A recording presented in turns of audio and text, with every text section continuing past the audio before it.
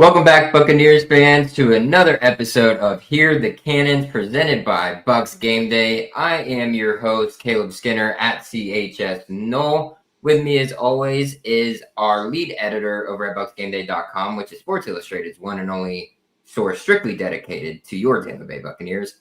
But you can follow him on X as well at River H Wells. He's there every single time for practice, which he will be going to. You guys have practice tomorrow, River? Yes, of course. Yep, he'll be breaking it down, so go ahead and shoot him a follow. He'll be breaking down what's going on out there at Buccaneers practice. Today, they just had a walkthrough after their Monday Night Football game against the Texans, so not much to report from that, considering maybe other than some injury news that we'll get into here a bit later. But with that being said, River, let's just go ahead and jump into things, and let's just recap what we just saw. Back-to-back game-winning drives by the Tampa Bay Buccaneers being led by Baker Mayfield. Huge run on fourth down. Bucky Irving just being a pinball machine, getting them down even further. Obviously, the catch by Mike down there, and then finish off by Rachaad White. Really awesome stuff. But overall, again, not a pretty day for the Tampa Bay Buccaneers, only winning and coming away with the victory 2019. Again, against a very tough defense in the Houston Texans, and they're probably a better team than they've kind of put out there thus far. They do have their own struggles on the offensive side of the ball with injuries, lack of playmaking depth as well. Just some few things that caught my eye. Baker, man, when the time comes, he lays it all out there. He just puts it all out there on the field. Wants to go win football games, and that's just who he is. Great to see Rachaad White back in the fold. In week one, it was pretty much the Bucky show, not a whole lot of White. He was running with some, I don't even call it a chip on his shoulder, but it seemed like some vengeance of some sort, and then being able to cap off that game with a touchdown is huge for him. And then also the struggles of sirvocea Dennis, something that continuously is showing itself that he can't handle coverage out there at the outside linebacker position. But those are three of the main takeaways other than the injuries. But I'll let you speak a little bit on what you were able to see here as we quickly recap the Houston Texans win. Yeah, the Bucs found a way to get it done. Some really smart coaching and clock management by Todd Bowles, I think, which a lot of people have wanted to see over kind of the course of his tenure here, including one little cheeky given up touchdown that Todd and Tyke Smith and Antoine Winfield Jr. won't say was intentional, but the fact that they didn't answer when we asked them, I think speaks for itself. Right. So good stuff going on there. The Bucs have a new clock management sort of guy in there from the Jacksonville Jaguars. Has been helping a lot in that respect. So that's some really good stuff. And it helped them get the win, good time management, good timeout management towards the end there, allowed them to run with Rachaad White on that first down, and they got them the win. So 2-0.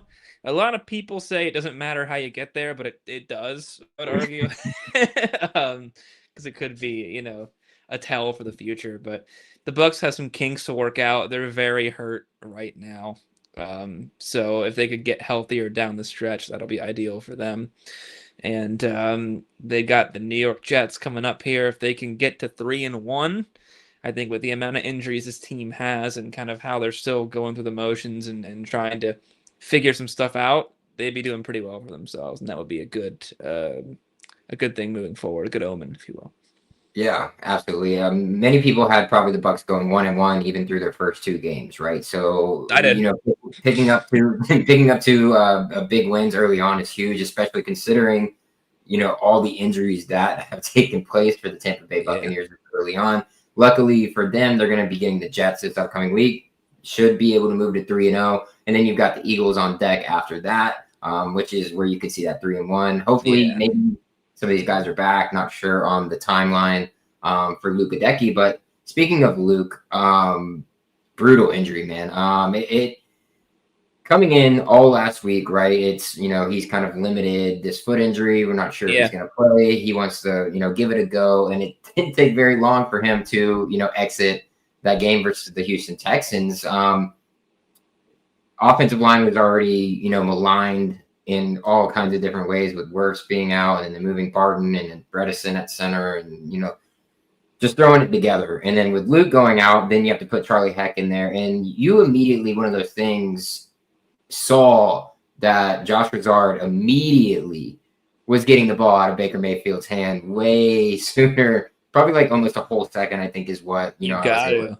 Don't you? And that's something that I was very, very happy with, right? I don't think the Buccaneers were going to be in that game if Josh Grizzard did not make those moves. But how serious do we think that injury is for Luke? And is it something to worry about moving forward? And what were your thoughts on what Josh Grizzard was able to do there, and being able to make that offense efficient with a very, very weak offensive line in the NFL? Yeah, we still don't really know what Luke Goedeke's injury is.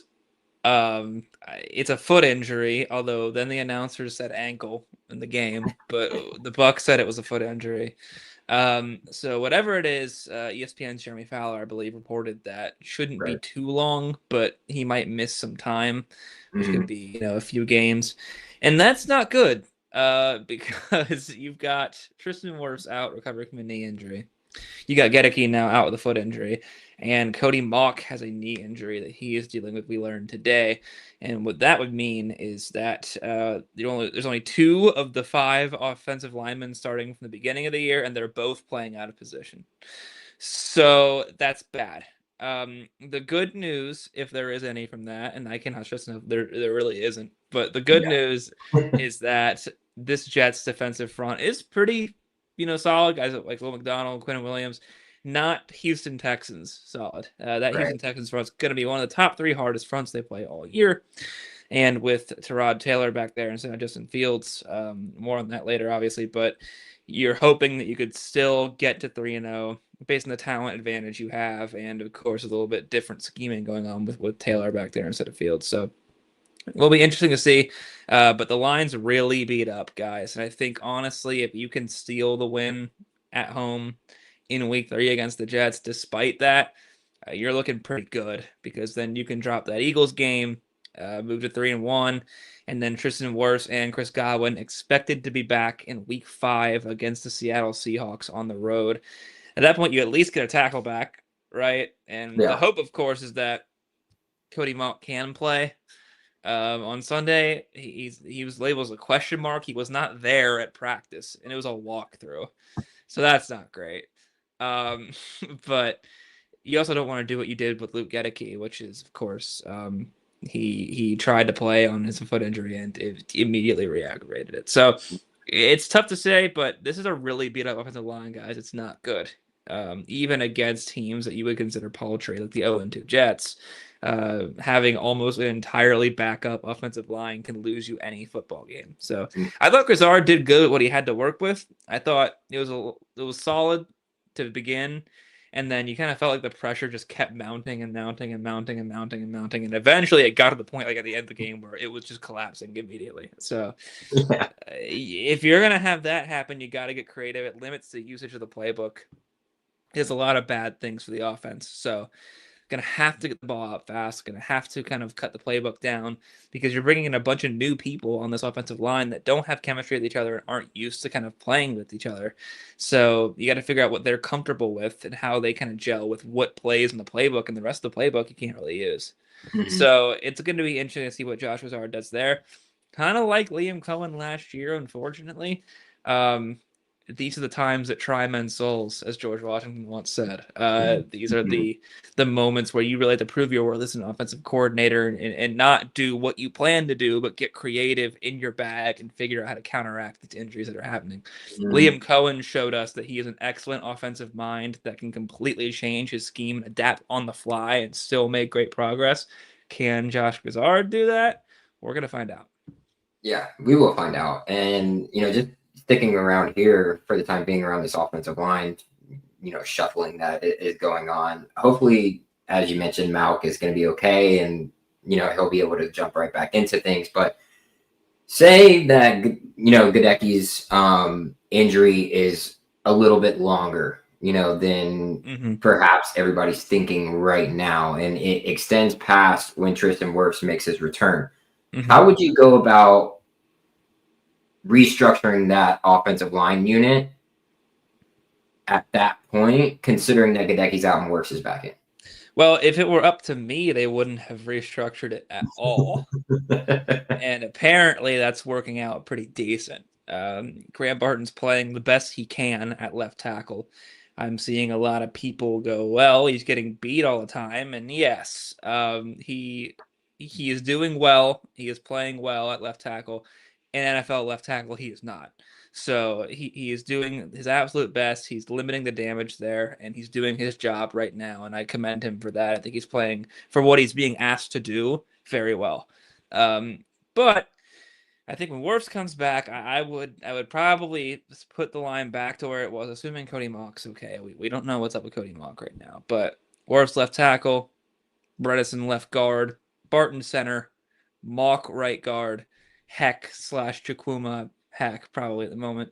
That's your best five. So I think that's how it would go.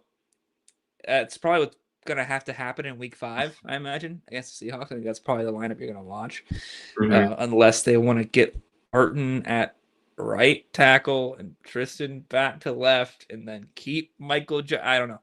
We'll see how that goes. But I would just go with your original 5 plus Heck, swing tackle.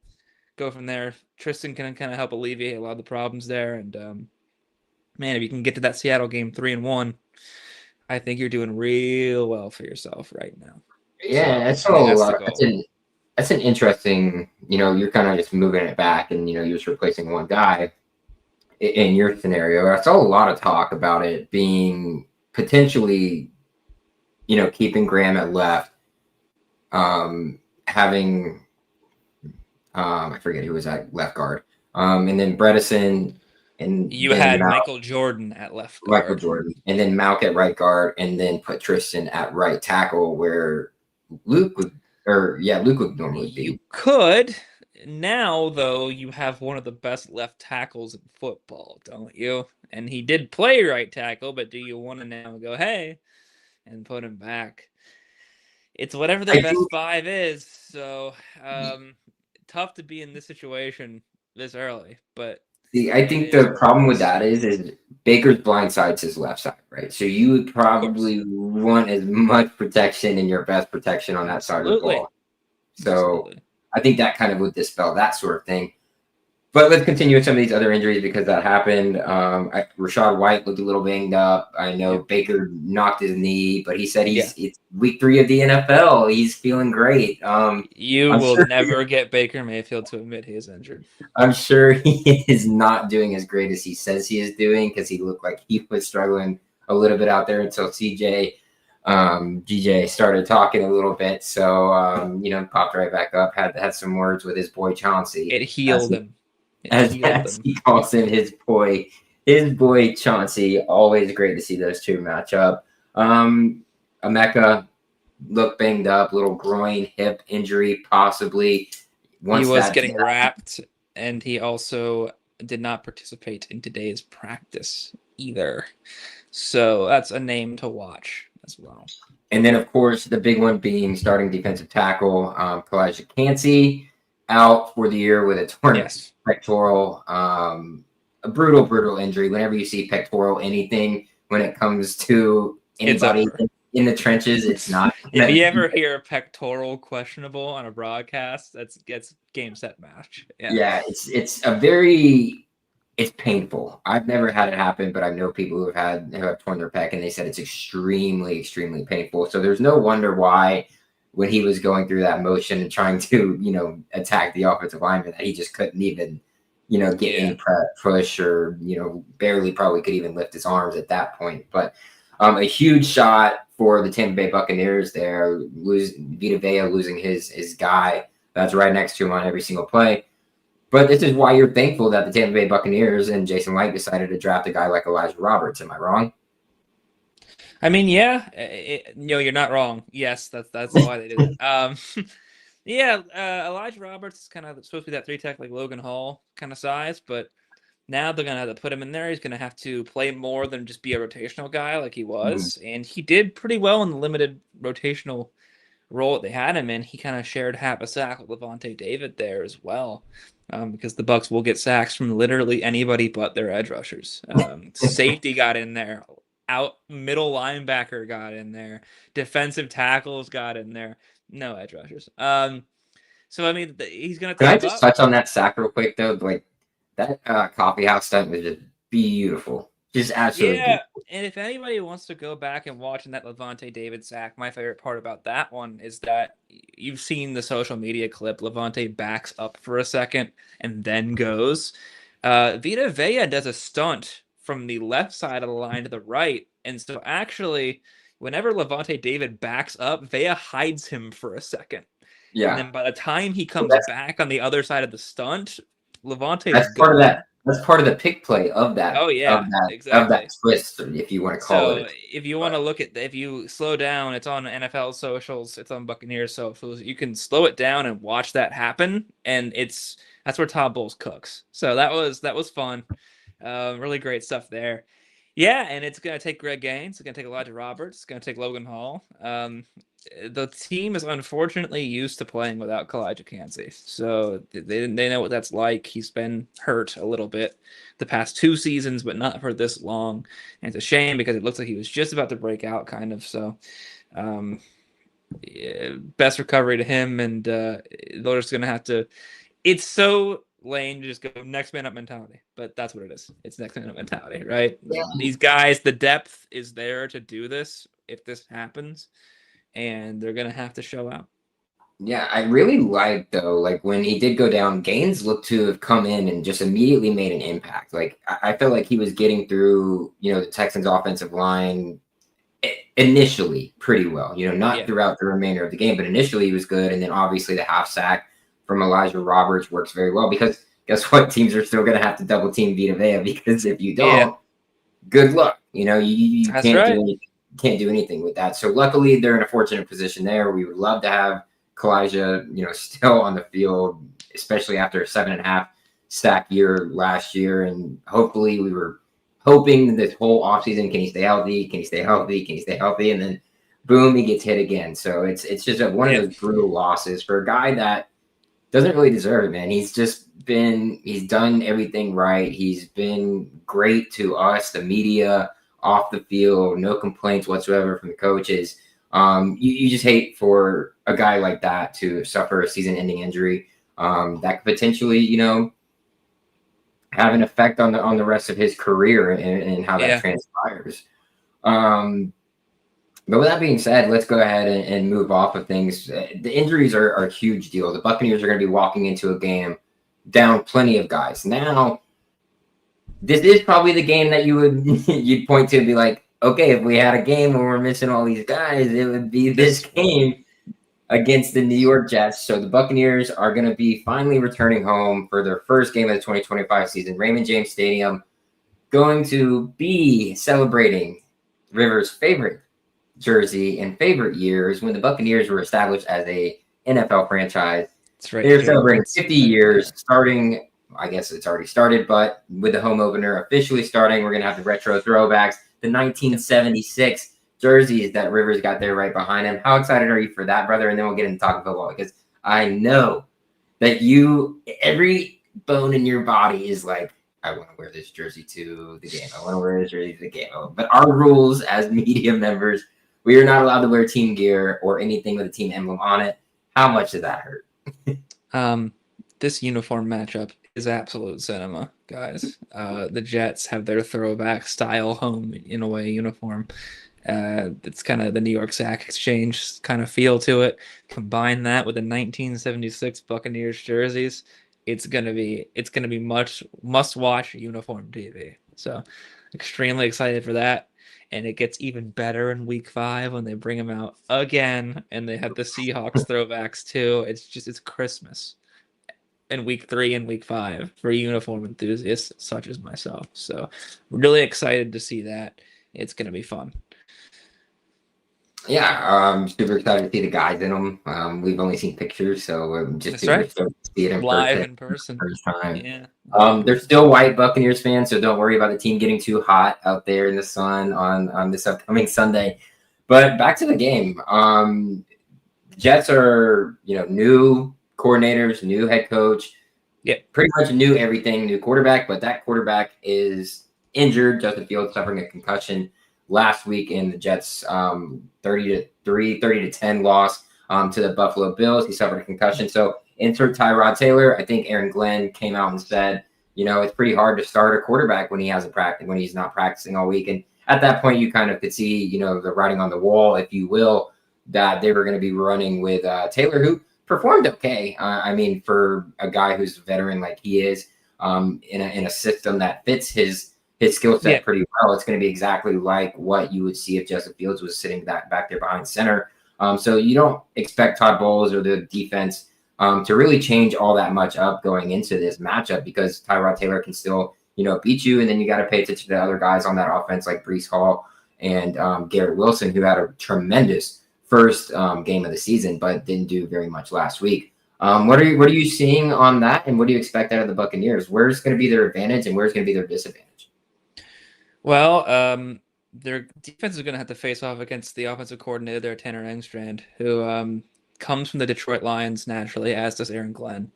So really, it's a Lions-style offense and a Lions-style defense. The Bucs have played the Lions a lot over the past few years, and they're going to do so again, actually, in October. And they're going to go to Detroit like they do every single time they play the Lions. It seems like they go to Detroit. It's kind of similar to how every time the Eagles play the Bucs, it's always in Raymond James Stadium. Yeah. So, yeah.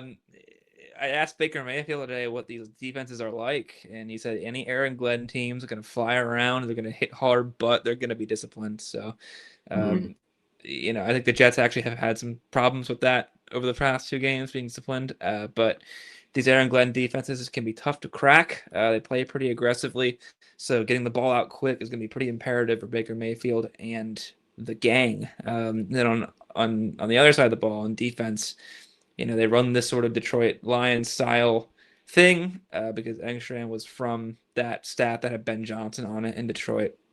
I think he's done a lot of really good stuff, even though they haven't had a lot of points to show for it. I mean, Justin Fields went 3 for 11 last week, and you can't really do much with any offensive game like that. Yeah. So, Baker Mayfield actually corrected us on this today. He said it's Tyrod, guys. Veteran, played a lot of football, right? And he has, like you mentioned, a similar skill set. Now, he's much older. He's 36 years old. So the mobility aspect is a little bit stunted from that point of view, as opposed to Justin Fields. But he's played a lot of football. He brings a lot of experience to the table. So Bucs are just going to be wary of that. Try and keep him contained in the pocket, make him throw. It works for Justin Fields. That will probably still work for Tyrod Taylor. And if you can do all that, yeah, I don't think you have to score a lot of points to get the win here. And it's going to be a tough game, guys. I know it's the Jets, but I think it's going to be another hard-fought game. It's just the offensive line being as decimated as it is in Tampa Bay is going to make any offense hard to run. So Aaron Glenn knows this. If we know this, he's going to find ways to attack that offensive line in very unique ways, and it's going to be a tough day at the office for Baker Mayfield. This is going to be a tough game. So. Yeah, and I'll interrupt here a bit. If we aren't able to get on Facebook, we're having issues with that right now. But so anybody who's watching, you're on YouTube. So thank you guys for tuning in. If you guys aren't already liking and subscribing to our channel, please do. Do it. Do it. Or there will be consequences. Oh my gosh. Yeah, do it. Like River said, just do it. We really appreciate the love, guys. Some of our usual fans in here that we get on a weekly basis, Marcel, D13, Binkus. Thank you guys for all being in here. Binkus saying, "What's up, Bucs game day? Go Bucs!" Yes, sir. Yes, sir. Jinx, you owe me a soda. Guys, make sure Caleb gives me my soda. He's also touching on the Elijah Roberts. He said he's going to be able to help in the middle. If you watch his film, he can get in the backfield. Agreed. If he's going to start getting some more run here, maybe that'll, light a fire under him, and he's going to be able to get acclimated a little bit more to that NFL speed at his position there as well. Daniel coming in here. Appreciate you tuning in, Daniel, saying the Jets will not score any points and the Bucs will enjoy the beach on Sunday when that you would be can. Nice. And he's going to enjoy it from the beach on Sunday when you can't from in by sea. It's going to start getting a little chilly here out there as we get into these later months of the year, Daniel. But enjoy it while you can. We're down here ready for it. And then an interesting thing that Binkus just brought up here as well. Honestly, I think this would be a good game for Tez to play. And the reason why I bring this up is because he was in a healthy scratch in the last game.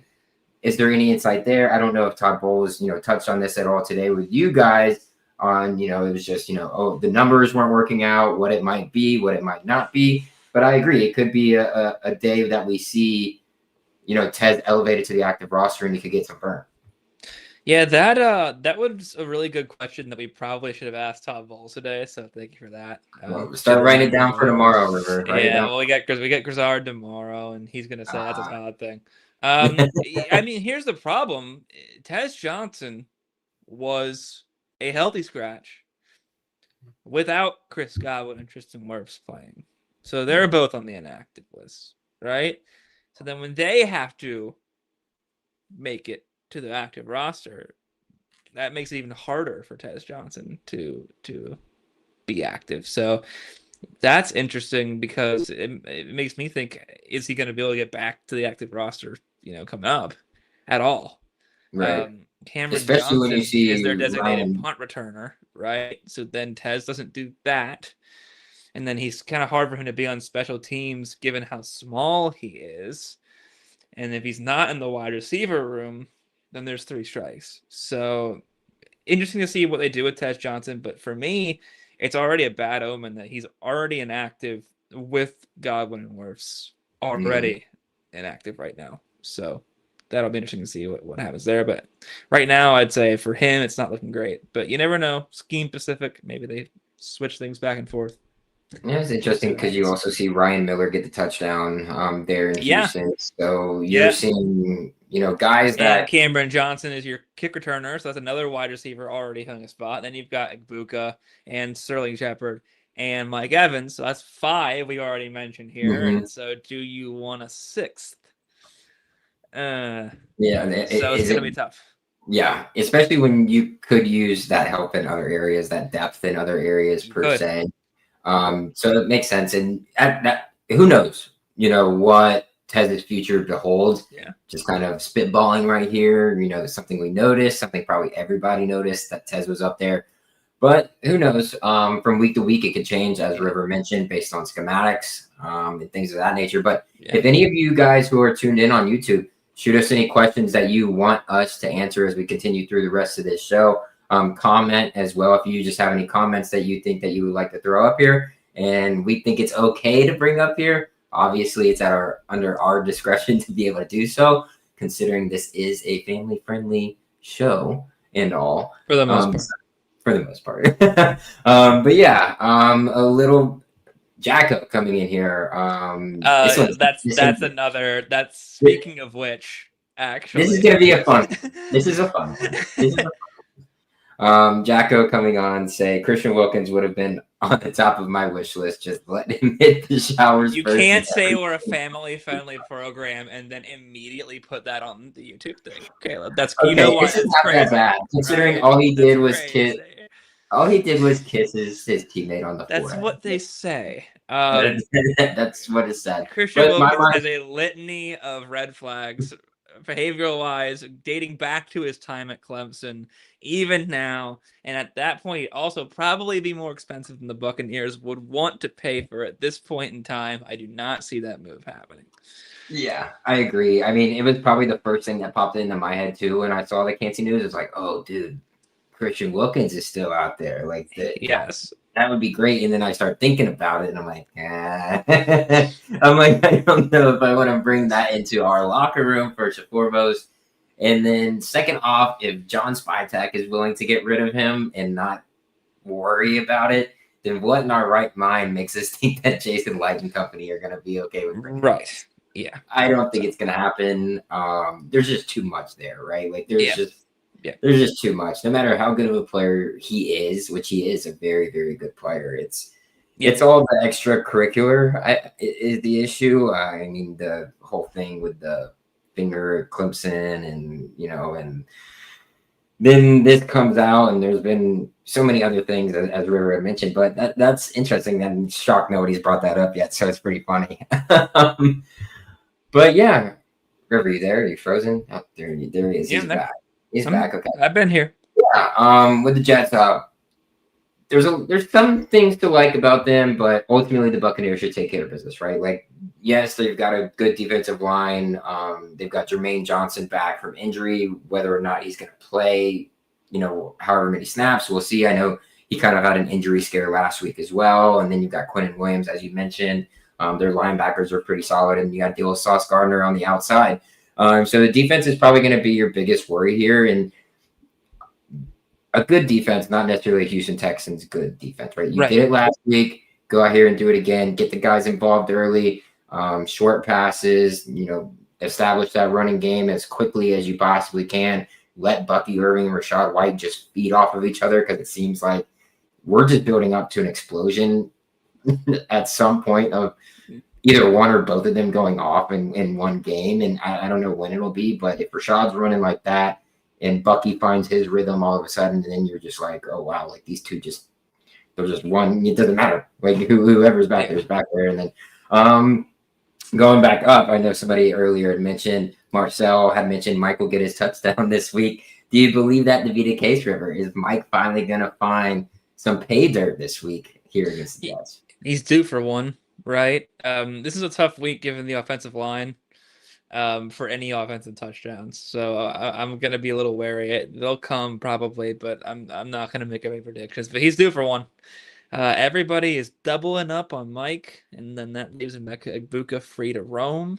And now that Emeka Egbuka is tied for the NFL's touchdown lead with 3 touchdowns, they might double up Emeka Egbuka, and that's going to leave Mike Evans free to roam. So at some point in the next few weeks, it's definitely going to happen. And when it does, it will be glorious, because we love Mike. Who doesn't?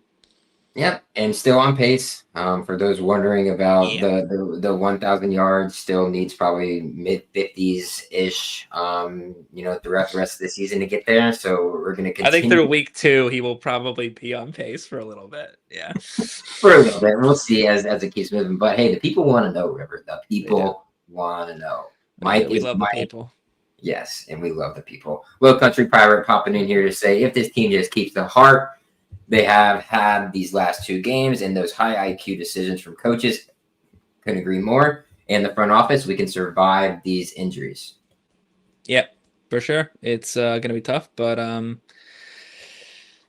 the offensive line's really tough. Like I said, that's going to be a really difficult thing to overcome, but they're going to have to be ready for it, prepare around it, and they've won 2 close games already. So I think they're going to have to win a third.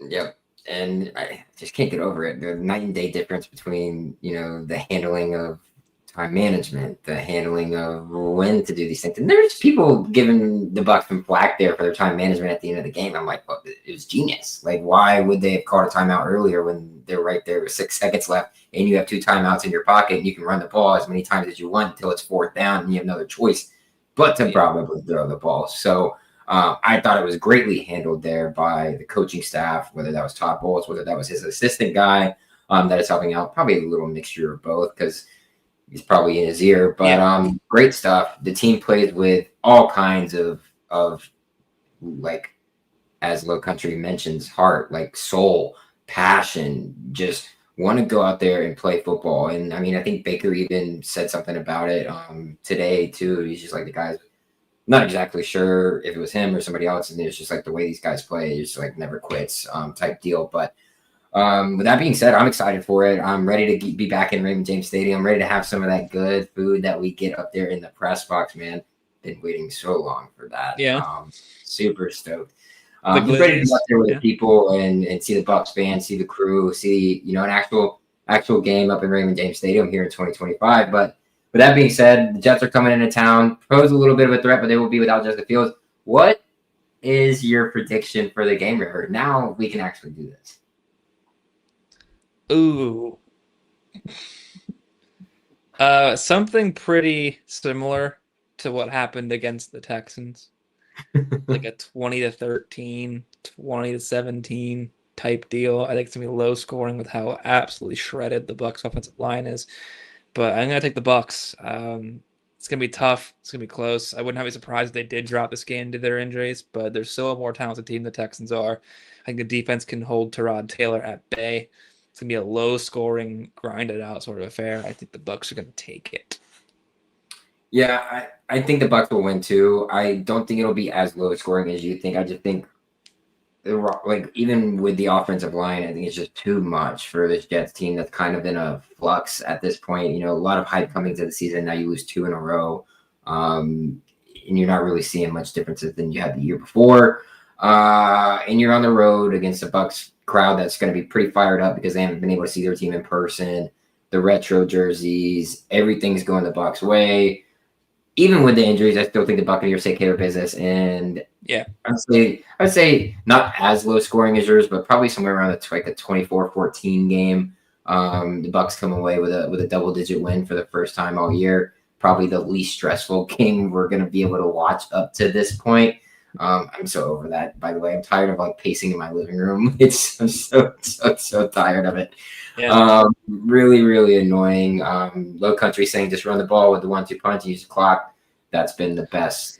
It's gonna be harder on the ball as if Mock's out. So see how it goes. Right. Yeah. Marcel coming here saying Baker 3 touchdown passes. That would do it. That would do it. That seems like it could be all right there. And those are the 2 big things, right? Establish the run, open up the passing lanes. That's how you win games. You know the best way to win games, River? Control the clock, boys. That's what they say. Yeah. So. You know what else they say, River? What do they say? You know how they win games? How do you win games? You don't lose. You know what? I hadn't actually thought of that. That's a good point. So I think if the Bucs want to win, I think they shouldn't lose on Sunday. Yeah. Okay. We both have the Buccaneers coming out with W's. Hopefully you guys in the chat and Buccaneers fans are excited about that as well. Let's help our guy Joe out here real quick. If there's any women watching the show out there potentially, our boy Joe over here saying he might go to the game and is asking if any ladies are interested in attending with him. If so, you guys you should have never said the family friendly thing. It's going off the rails fast, guys. He's just trying to take her to a game, dude. He's just trying to take her to a game. Quick question from Richard before we go ahead and get out of here, River. Are we still concerned about the middle of the defense? Obviously, we touched on this just a little bit, but we didn't dive too deep into it. Sirvocea Dennis still can't cover, and Levante starting to look his age. Yes, we have seen a little bit of David, not taking a good angle, not being able to make a tackle, and things of that nature. Not the greatest in coverage either. What is your level of concern there, and is there going to be any potential for them to turn that around here? Yeah, it's concerning.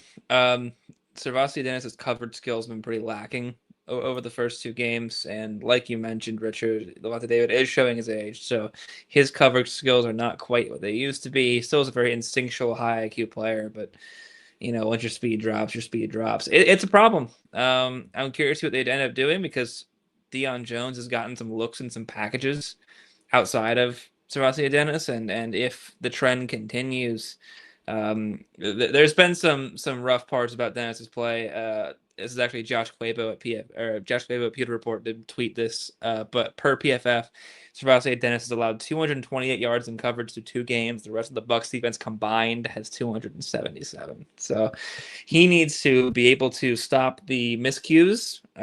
Todd Bowles seems to think that he's playing pretty well, except for 1 or 2 miscues. Those miscues can be pretty bad, right? So he's just got to get better on that.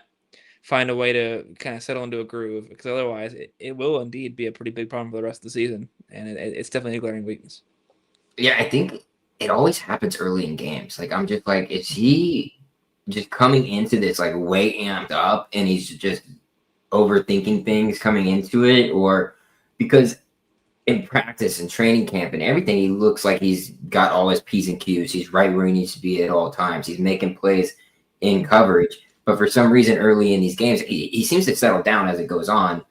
Not perfect by any means, but he seems to slow down, that thought process and not be like overly aggressive. I feel like it's overly aggressive at times. Like he's attacking these guys when he should be, waiting to see what happens and reacting, to what the offense is doing instead of just attacking. Yeah. Man, it's going to be interesting to see what they do with that linebacker position, right? Because they had that problem last year, and now it's looking like another problem this year. So we'll see if Deion Jones gets some more playing time going forward.